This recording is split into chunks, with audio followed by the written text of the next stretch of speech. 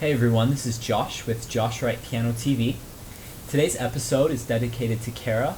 She is actually entering a pageant soon, so I'd like to wish her the best of luck with this. And for her piece, she said she'll be playing part of the Winter Wind Etude by Chopin.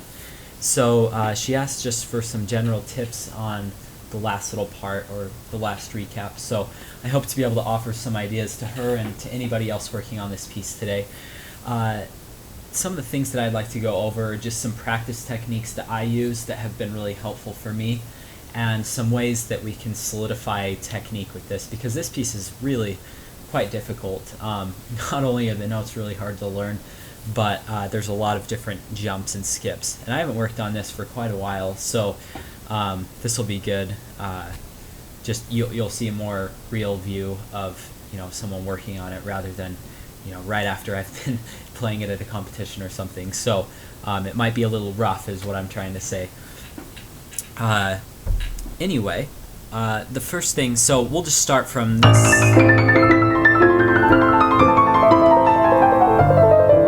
That part where it changes to that G on the bottom. Okay, the first thing I like to do, just to kind of solidify the technique, is block them in groups of 2.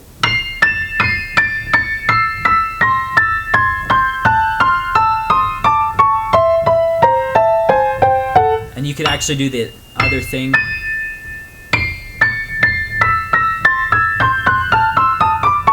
So that will get you really comfortable with the different positions of that. The next thing is, you don't want to let the right hand get too overbearing. I like the left hand to be more powerful, though. I don't think this really carries very interesting melody, whereas the left hand ties the piece together. So I would do more of this kind of balance.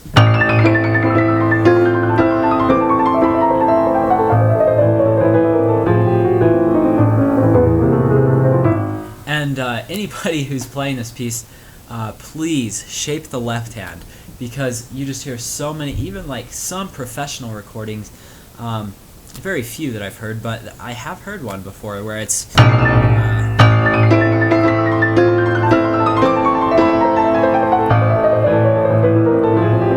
just so overbearing. You want it to be rich, but you don't want to pound, and you don't want to bang on the piano, so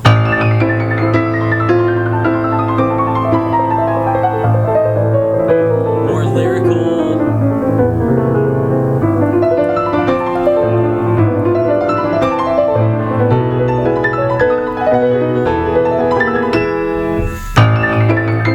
So anyways, always think about shaping that left hand, and actually that will spur more ease with your right hand, especially in these sections.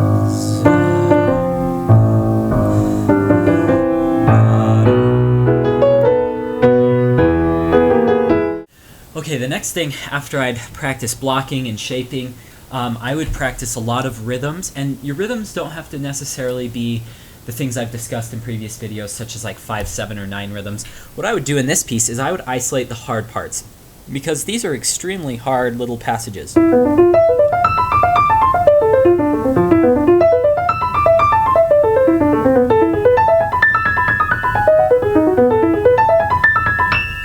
Those are all over the place. And so what I would do is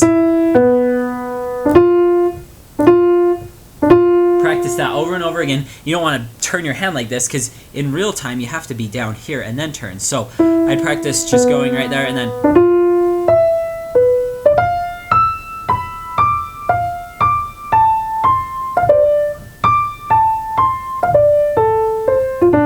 See how I'm isolating the one hard spot? It's a great thing to do in your scales as well.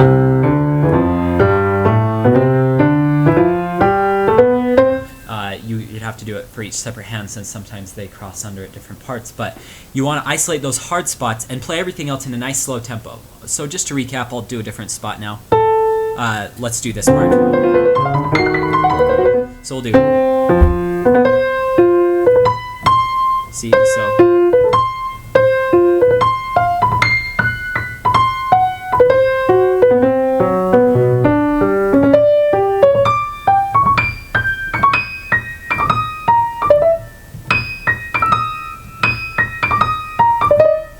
I'm thinking about. I'm not just mindlessly doing these rhythms. My mind is literally saying, I'm going to relax my hand down to there. Because most of the time, this is probably the most significant line of the entire video, is I would say that the reason most people, including me, like the reason the most pianists are inaccurate in places is because they tighten up. So for instance, I've always struggled with this.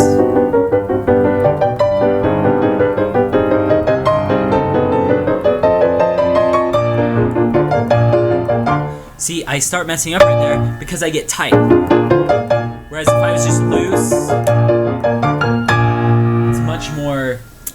it's much more accurate. So think about when you're changing these positions.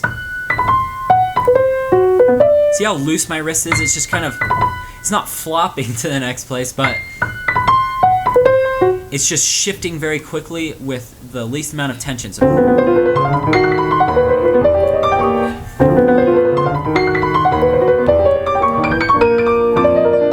another tip for this ending part, and I'm sorry, this video may seem a little disorganized.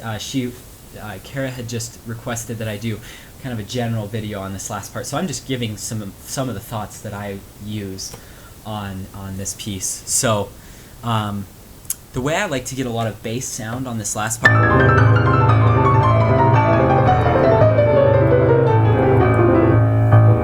I just kind of rotate my hand, and I'm not playing the pinky on the tip, I'm playing more on the side of my hand. I think you get a more natural sound that way, because this doesn't sound so easy and it sounds too mechanical, but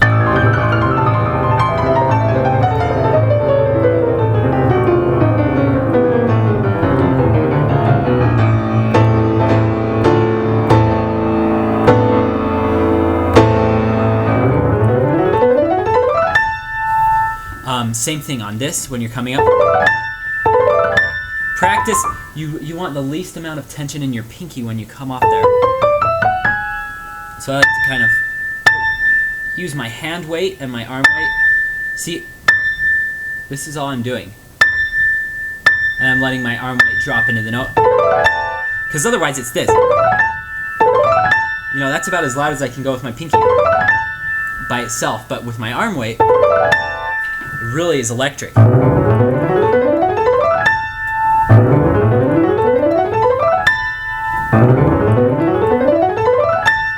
And I just practice the way I get that ending clean, because oh my gosh, it would bug me so bad. I'd be in a competition.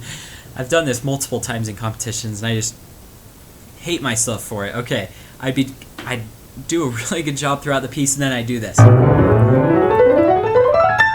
You know, really crappy ending. You know, I hit the wrong note, and it's just like, could anything possibly go worse? And so, what I did is I just practiced this, and then,